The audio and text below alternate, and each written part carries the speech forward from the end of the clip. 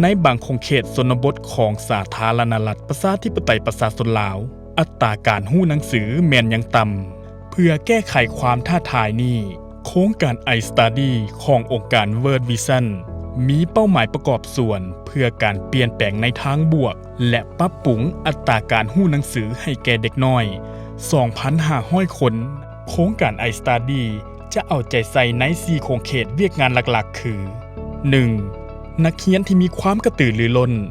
เพิ่มความพร้อมของเด็กในการขึ้นห้องเรียนชั้นป. 1 2. ครูที่มีความกระตือรือร้นวิธีการสอนหนังสือที่ได้รับการปรับปรุงดีขึ้น 3. ครูร่วมงานที่มีความกระตือรือร้นคุณภาพของบริหารคุ้มครองโครงการสูงขึ้น